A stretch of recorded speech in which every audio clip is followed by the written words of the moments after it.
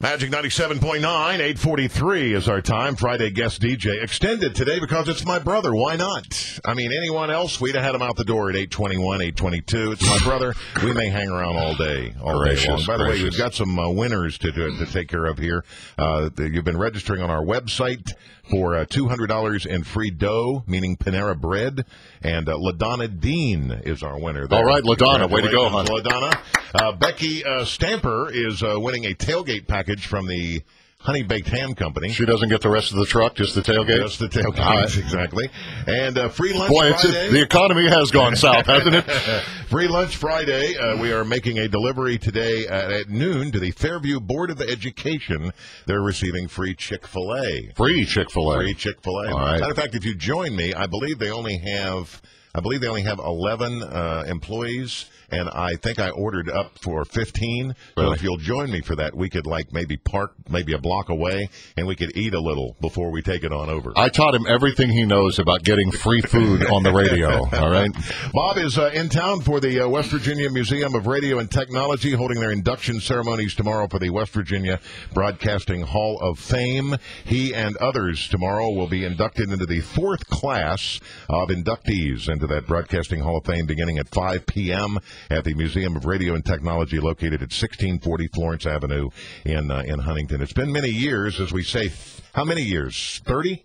Yep. 30 years since I was here, you left here. 30 years. 30 years since you have been on the radio in Huntington, and to get a phone call or to did you receive a phone call? Is that how you found out that you were a winner?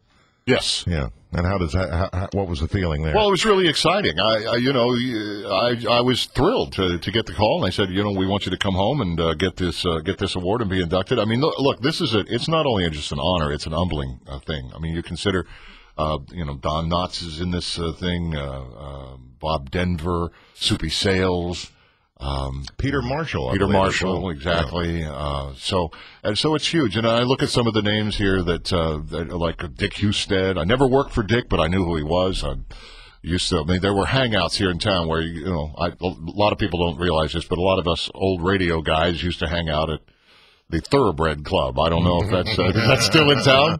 That big horse up there. Well, that's where all the radio people hung out. All right, if you were in the business, that's where you were in the evening. And he would always always hold court at the end of the bar. Had those blue glasses on. Dick Husted, okay, and our WWHY, all that stuff. But it's cool. Penthouse Serenade. Penthouse, yeah. Mickey Curry, I think a lot of people know that name. Wally Horn, Dave McClain, of course, the late Dave McClain, somebody you worked with, I believe. Absolutely. But, I was just going over in my head last night some of the folks that I had the privilege of working with in this market, folks that decided to stick around, the Jack O'Shea's, the Roger Evans, Chip Spencer, and then you even brought up names last night that I'd forgotten about. I mean, folks that just kind of passed through town. And this really, folks may not realize this, but at one time, and probably still is, this was a hotbed for talent. I mean, people would drive up and down 64 between Chicago and Louisville, and we had a lot of people leave here for Chicago, for New York. I mean, I remember Joe Gillespie went to Wind in Chicago.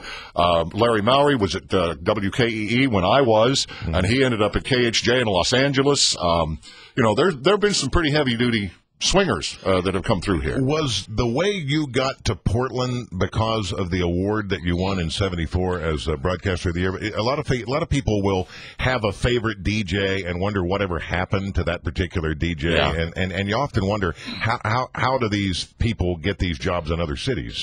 When I got that award, I got job offers from all over the country, people that had never even heard me, because if you get this award, it's kind of like the Emmy of radio, if you will. Yeah. And I didn't take any of those offers. I wanted to work at WLW in Cincinnati so bad I could taste it, and they had an all-night opening, and I really, really wanted it, and I applied for it. I got a call back from Michael O'Shea, who was the program director at WLW at the time. Says, "Can't use you now. I've already hired a guy. I'll come up with something for you later, because I'd really like to hire you for something."